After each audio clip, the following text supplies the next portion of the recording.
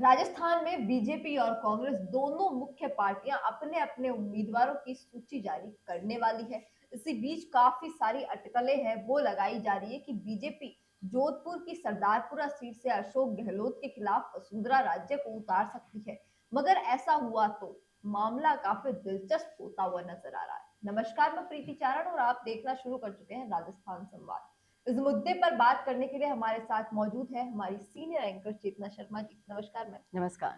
Ma'am, मेरा पहला सवाल यही होगा कि क्या है कि सरदारपुरा सीट से वसुंधरा राजे को अशोक गहलोत के खिलाफ वहां पे किया जाएगा, तो क्या कुछ माहौल देखने को मिलेगा कि एक प्रेजेंट मुख्यमंत्री और एक पास्ट मुख्यमंत्री दोनों एक ही सीट पर चुनाव लड़ेंगे? जी, वाक़ई में ये बहुत ही दिलचस्प सवाल है प्रीति, जिसका जवाब भी काफ़ी दिलचस्प होगा और ये राजस्थान की राजनीति में आने वाला एक तूफ़ान के तौर पर भी आप देख सकते हैं कि एक करंट मुख्यमंत्री और एक 2 बार महिला मुख्यमंत्री बन चुकी 2 उम्मीदवार अगर आमने-सामने हो जाएँगे, तो क्या होगा? पर इसके पीछे की अगर हम कुछ डिटेल्स में जाएँ, तो ये पता चलता है कि ऐसा होने के चांसेस बढ़ सकते हैं क्योंकि अभी दोनों ही पार्टियां सिर्फ और सिर्फ इसी उधेड़-बुन में लगी है कि जो भी कांग्रेस के जो स्ट्रॉन्ग कैंडिडेट्स हैं, उनके सामने बीजेपी भी स्ट्रॉन्ग कैंडिडेट्स को ही उतारना चाहती हैं और वो पुरजोर कोशिशों में लगी हुई है कि एक लिस्ट ऐसी बनाई जाए, जहां पर स्ट्रॉन्ग कैंडिडेट्स के सामने ऐसे ही मजबूत कैंडिडेट उतारे जाएं जो उनके वोट काट सके और अपने वोट बढ़ा सके। अब मैम, अशोक हाल गहलोत फिलहाल जी के सामने वसुंधरा राजे को उतारना अपने आप में बहुत बड़ी बात है। ये खबर ही इतनी हंगामेदार है। अगर वाकई में ऐसा हो जाता है तो ये मुकाबला जो होगा काफी दिलचस्प हो जाएगा। अशोक गहलोत और वसुंधरा राजे दोस्ती के लिए भी आजकल जाने जाने लगे हैं। अब यहाँ देखना ये दिलचस्प होगा कि कौन सा दोस्त किसको जिताने में हेल्प करेगा, क्योंकि ये जो खबर जहां से उड़ी है, अगर आपने वो सुना हो, मुख्यमंत्री जी खुद अपने मुंह से कह रहे हैं कि अगर ऐसा संभव है, बीजेपी अगर राजे को उनके सामने उतारती है तो मैं इस फैसले का स्वागत करता हूं। बहुत उन्होंने मुंह पर तो ये बात बोल दी है स्वागत करता हूं, लेकिन अंदर खाने अगर हम इसके डिटेल्स में जाएं तो वसुंधरा राजे सीएम फेस के तौर पर काफी फेमस है और अगर ये दोनों की भिड़ंत होती है तो ये मुकाबला वाकई में बहुत ही रोचक होगा, दिलचस्प होगा। और ये हमारी जनता से भी मैं पूछना चाहूंगी, आप ये वीडियो देख रहे हैं, अगर आपके सामने ये 2 ऑप्शंस आ जाते हैं तो आप किससे चुनना चाहेंगे? आप जरूर कमेंट बॉक्स में डालिएगा, क्योंकि जनता की राय भी अभी बहुत महत्वपूर्ण है। इसलिए तो कांग्रेस बार बार सर्वे करा रही है, खुद के 1 नहीं 2 नहीं 5 सर्वे करवा रही है और अभी भी सर्वे ही होगा लास्ट में, और लास्ट वाले सर्वे की रिपोर्ट के आधार पर वो अपनी पहली लिस्ट जारी करेंगे। इसीलिए इतना टाइम लग रहा है और टिकट की जो ये माथापच्ची है, भागदौड़ है, जो अभी चल रहा है राजस्थान की राजनीति में कि कौन टिकट की दौड़ में सबसे पहले आए, कौन बाद में आए, ये सर्वे कराए जा रहे हैं। तो वाकई में ये बहुत ही दिलचस्प मामला है कि वसुंधरा राजे और अशोक गहलोत सरदारपुरा सीट से अगर आ जाते हैं तो ये मुकाबला बहुत ही दिलचस्प होगा। जी मैम। मैम, जैसे हाल ही में अशोक गहलोत ने एक इंटरव्यू में ये इस बात का जब उनसे ये सवाल पूछा गया कि आपको कैसा लग रहा है, क्या कुछ रणनीतियां होने वाली है हम्म कि जिस सीट से आप लड़ रहे हैं वहीं से वसुंधरा राजे लड़ रही हम्म। है, तो अशोक गहलोत ने चुटकी लेते हुए कहा कि बड़ा रोचक होने वाला है, बड़ा जी। रोमांचक मुकाबला होने वाला है। और उन्होंने ये कहा कि अब राजस्थान पूरे देश भर में चर्चा में रहेगा, जी। पूरे देश भर में राजस्थान पे बात होगी और हम्म राजस्थान का राजनीति पे सब लोग बात करेंगे, चर्चा हम्म। रहेगी। तो अशोक गहलोत और वसुंधरा राजे की यहाँ दोस्ती है, हम्म। इस बयान के बाद में या इन सब चीजों के बाद में वो काफी गहरी हो गई है और बहुत सारी चीजें और भी सामने आ रही है। तो क्या लगता है कि क्या वाकई में सरदारपुरा सीट पे जो इलेक्शन होने वाला है उसमें क्या दोस्ती काम करेगी या चुनावी रणनीति देखिए, काम करेगी, राजनीति में तो क्या दोस्ती माहौल काम तो रहेगा? बिल्कुल नहीं करती है। राजनीति में अगर आप राजनीति को गौर से समझेंगे तो यहाँ दोस्तियां बहुत कम है, दुश्मनियां बहुत ज्यादा हैं। और आप मुंह पर कितने अच्छे हैं और पीठ पर कितने खंजर घोंपते हैं, ये भी इसके भी एग्जाम्पल आपको बहुत देखने को मिल जाएंगे, क्योंकि राजनीति दलदल ही ऐसा है।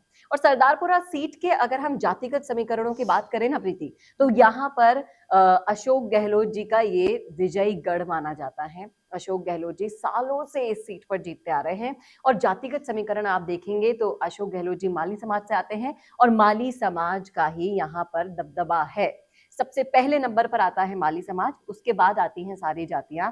और यहाँ पर अशोक गहलोत जी को हराना कोई आपको बता दूं आम खांडे बात की नहीं धार है, है, खांडे की धार है। खांडे की धार है, अब क्योंकि देखने की ये बात ये है कि वसुंधरा राजे कैसे अशोक जी गहलोत को यहाँ बीट कर पाती है और कैसा अपना वहां पे वर्चस्व है वो साबित करती है कि अब बीजेपी है वो वहां पे चुनाव लड़ देखिए, सकती आप है। सबसे पहले अपने क्षेत्र में फेवरेट होते हैं लोगों के, तभी आपको वोट मिलते हैं। आप उस क्षेत्र से बाहर निकलते हैं तो यहाँ पर अगर हम अशोक गहलोत जी का सरदारपुरा जो सीट का जो क्षेत्र है वो उनका फेवरेटिज्म वहां पर है, क्योंकि वहां पर लोगों को इस चीज से मतलब नहीं होता, वो अगर वोट देंगे तो गहलोत जी को ही देंगे, उनका ये फैसला निश्चित है, तय है। तो उनके गढ़ में सेंध लगाने के लिए बीजेपी से वसुंधरा राजे एक बहुत बड़ा चेहरा है। लेकिन अगर ग्राउंड लेवल पर अगर हम बात करें और जातिगत समीकरणों को भी आप देखेंगे ना, तो वहां पर बहुत मुश्किल है उस सीट को सेंध लगाना, क्योंकि अगर जातिगत समीकरण जाते हैं वो भी सारे गहलोत जी के पक्ष में ही जाते हैं। वसुंधरा राजे के साथ कौन सी जातियां हैं? राजपूत, जाट और कुछ जातियां हैं जो व्यवसायी समूह हैं, लेकिन अभी भी कुछ कुछ इनसे नाराजगी है, तो इसलिए इन सब समूहों ने इनसे दूरी भी बना ली मैम है। एक सवाल, सबसे बड़ा सवाल ये यहाँ पर खड़ा हो रहा है कि बीजेपी काफी समय से वसुंधरा राजे को फ्रंट फुट पर भी नहीं ला रही है और हमेशा बैक स्टेज पर वसुंधरा राजे इन दिनों काफी समय से दिखाई दे रही है। और वहां अगर इस चुनाव में वसुंधरा राजे सरदारपुरा सीट से चुनाव लड़ती है अशोक गहलोत के सामने और वहां से हार जाती है, तो क्या वसुंधरा राजे का राजनीतिक करियर खत्म हो जाएगा इसके बाद? देखिए, राजस्थान की राजनीति में वसुंधरा फैक्टर को नेगलेक्ट तो बिल्कुल नहीं किया जा सकता, और यही हुआ था। अभी राष्ट्रीय नेतृत्व जब राजस्थान में बैठक करने आया था और उसमें भी वसुंधरा राजे से बातचीत हुई और उनकी कई मांगों को माना गया, जिसके कारण देवी सिंह भाटी और ऐसे राजपूत चेहरों को जगह मिली।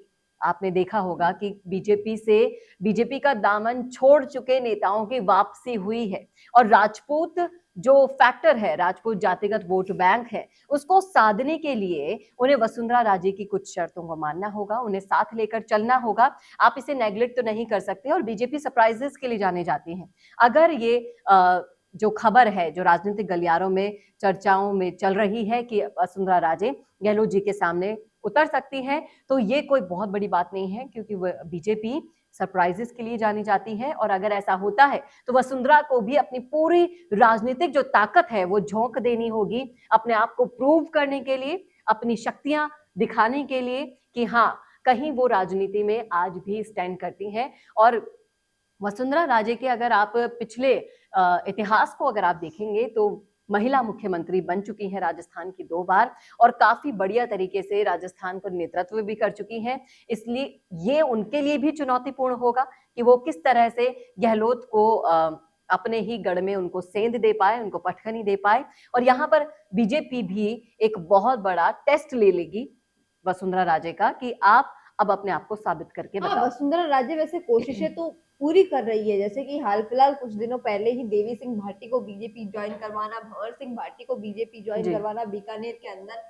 और बीकानेर में उनका बीजेपी ज्वाइन करने के बाद जैसे जैसे जनसभा होती है वो लोगों के बीच जाते हैं, लोगों से मिलते हैं, उस दौरान वो एक बात का जिक्र कर रहे हैं कि अगर वसुंधरा राजे को बीजेपी फ्रंट फुट पे नहीं रखती है तो अपन को बीजेपी को कभी सपोर्ट नहीं करना है। जी और बीकानेर का एक और समीकरण देखने को मिल रहा है कि जो बीजेपी से जुड़े हुए लोग थे, जो बीजेपी के कार्यकर्ता थे या जो बीजेपी से चुनाव लड़ रहे थे, वो निर्दलीय से अब खड़े हो रहे हैं। जी तो बिल्कुल। कहीं ना कहीं जो वसुंधरा राजे का जो गुट है, बीजेपी का गढ़ में वसुंधरा राजे के गुट वाले ही लोग हैं, तो वो बीजेपी से अलग होते हुए नजर आ रहे हैं इन दिनों। यही गुटबाजी तो सुलझाने आया था राष्ट्रीय नेतृत्व, तभी तो वसुंधरा राजे को रातों रात मीटिंग में बुलाकर 3-3 बजे तक, आधी रात तक मीटिंग चली थी। और ये जो इश्यूज अभी आपने बताए हैं वो पार्टी के अंदर चल रहे हैं, वसुंधरा राजे को फ्रंट फुट पे ना लाने के कारण उनका गुट कहीं ना कहीं नाराज है और इसी नाराजगी को दूर करने के लिए अब वसुंधरा से जुड़े हुए नेताओं की बीजेपी में एंट्री हो रही है। फिर आप चाहे से देवी सिंह भाटी को देख लीजिए और अभी कुछ ही दिन पहले 5 साल से बीकानेर के कोलायत से जो विधायक रहे थे, 5 बार बीजेपी में चुनकर गए थे, उनकी भी एंट्री हुई थी बीजेपी में, वो भी वसुंधरा समर्थक थे। लेकिन यहाँ पर समझने वाली बात यह है कि वसुंधरा राजे को कैसे ना कैसे करके फ्रंट फुट में लाना ही होगा बीजेपी को। और अभी तक भी सीएम फेस के ऊपर यहाँ पर खींचतान चली आ रही है। कभी आप किरोड़ी लाल मीणा का नाम आगे आ जाता है, लेकिन वसुंधरा राजे का इस लाइन में कहीं नाम फ्रंट फुट पे नजर नहीं आ रहा है। तो देखने और दिलचस्प बात तो यही है, देखने वाली बात तो यही है कि किस तरह से बीजेपी इन दोनों चीजों में संतुलन बिठाएगी। और बहुत से देखिए राजस्थान की राजनीति की जब बात करेंगे, ये भी हो सकता है कि अगर बीजेपी फ्रंट फुट पे वसुंधरा राजे को नहीं लाती और कांग्रेस के अंदर गुटबाजी वो सबको पता ही है, दिखाई देती ही है, तो इसका फायदा पूरी तरीके से जो थर्ड फैक्टर जो सामने आ रहा है, हनुमान बेनीवाल, इन दिनों पूरी तरीके से उनका माहौल है वो बना हुआ है। आप चाहे नागौर देख लीजिए, जोधपुर देख लीजिए, और इन दिनों उन्होंने बीकानेर में भी दौरा किया, सुजानगढ़ में भी उन्होंने दौरा किया, तो माहौल है वो थर्ड पार्टी का भी चारों तरफ बना हुआ है इस बार। जी बिल्कुल। और देखिए राजस्थान हमेशा से ही 2 पार्टी स्टेट रहा है, लेकिन अब की बार के जो विधानसभा के चुनाव के समीकरण हैं वो त्रिकोणीय माने जा रहे हैं। और तीसरा फैक्टर यहाँ पे यानी कि तीसरा मोर्चा बहुत बड़ी भूमिका निभाने वाला है। और इसीलिए कहीं ना कहीं हनुमान बेनीवाल भी काफी कॉन्फिडेंट नजर आ रहे हैं अपने को लेकर, खुद को लेकर। और सबके सामने ऐलान तो वो पहले ही कर चुके हैं कि बीजेपी और कांग्रेस का दामन वो नहीं थामेंगे, गठबंधन नहीं करेंगे और अपने दम पर वो कुछ बहुत बड़ा करने वाले हैं। पिछली बार भी उन्हें 3 सीटें मिली थी और उन्होंने समीकरणों को बिगड़ने से बचा लिया था गठबंधन करके एनडीए से। लेकिन इस बार वो और भी ज्यादा आत्मविश्वास से भरे हुए नजर आ रहे हैं। अंदाज लगाया जा रहा है कि कहीं ना कहीं हनुमान बेनीवाल को 10 सीट तो हनुमान बेनीवाल की फिक्स है ही है। इस बार तो हनुमान बेनीवाल गेम बिगाड़ेंगे। 10 सीट अगर लेके चले जाते हैं तो सबसे बड़े गेम चेंजर हनुमान बेनीवाल ही साबित होने वाले हैं। जी बिल्कुल। जिस पार्टी के पास हनुमान बेनीवाल, वो पार्टी राजस्थान में राजस्थान में राज करेगी। ये बिल्कुल सही कहा आपने कि हनुमान बेनीवाल का जो फैक्टर है, जो तीसरे मोर्चे के रूप में सबसे बड़ी पार्टी को लेकर उभर रहा सितारा है हनुमान बेनीवाल, वो वाकई में इन दोनों पार्टियों का सिरदर्द बना हुआ है। और देखने वाली दिलचस्प बात तो ये भी है कि बीजेपी को तो वैसे ही सिरे से नकार चुके हैं। अब ज्योति मिर्धा के आने के बाद तो कोई चांस ही नहीं बनता कि वो बीजेपी का साथ देंगे। हाँ, कांग्रेस के लिए भी मुश्किलें तो बहुत है, लेकिन आप ये मान लीजिए 100 में से 80% ना है तो 20% हाँ भी हो सकती है अगर उनकी शर्तें मानी गई। देखिए राजनीति है, यहाँ पर कब कौन अपने ही बयान बदल देता है पता नहीं चलता इस चीज का। कल आप क्या कह रहे हैं, लेकिन जरूरतों के अनुसार कल को आप क्या कर लेंगे, इन दोनों चीजों में बहुत डिफरेंस हो जाता है। और इसीलिए कहीं ना कहीं हनुमान बेनीवाल का और कांग्रेस का जो गठबंधन हो सकता है वो कहीं ना कहीं पर्दे के पीछे ये बातें तो चल रही हैं। और राजनीतिक गलियारों में भी कहीं ना कहीं राजनीतिक पंडितों का भी यही मानना है कि बेनीवाल अगर उनकी शर्तें मानी गई तो वो कांग्रेस का साथ दे देंगे बाद में। अभी तक तो फिलहाल ऐसा कुछ सीन नहीं बनता हुआ दिखाई दे रहा है। वो यही कह रहे हैं कि तीसरे मोर्चे की ही सरकार बनेगी, कांग्रेस और बीजेपी को पछाड़कर। अब देखने और दिलचस्प बात तो ये है कि राजस्थान का विधानसभा चुनाव दिन पर दिन प्रतिदिन बहुत ही रोचक होता जा रहा है, दिलचस्प होता जा रहा है। जब तक इनकी जो लिस्ट है वो जारी नहीं हो जाएगी, कैंडिडेट्स डिसाइड नहीं हो जाएंगे, तब तक ऐसे कयास रोज लगाते जाएंगे और रोज ऐसे ही जो आपके सामने खबरें हैं वो राजनीतिक गलियारों में फैलती रहेंगी, अफवाहें उड़ती रहेंगी। इसीलिए समझदारी तो इसी में है कि टिकट की लिस्ट का इंतजार किया जाए।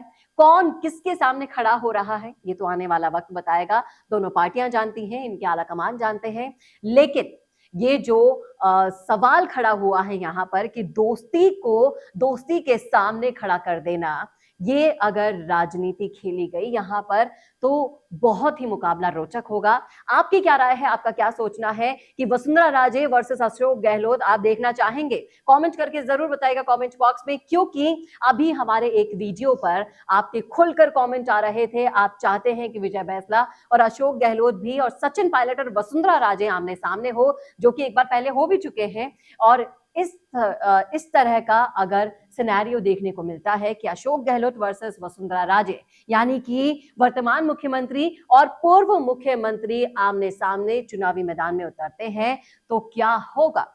आपकी क्या राय है, बताइएगा कमेंट बॉक्स में। कैसा लगा आपको हमारा विश्लेषण, ये भी जरूर शेयर कीजिएगा। इस तरह के और वीडियोस के लिए देखते रहिए राजस्थान संवाद। नमस्कार। कौन देखता है अब टीवी? टीवी पर आपको कितनों ने देखा, ये कैसे पता चलेगा?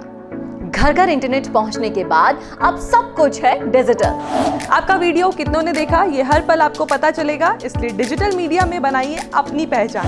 4.5 करोड़ से ज्यादा व्यूज और 3,27,000 से ज्यादा सब्सक्राइबर वाले राजस्थान के चैनल राजस्थान संवाद पर करवाइए कवरेज। ज्यादा जानकारी के लिए व्हाट्सएप करें 7339900549 पर।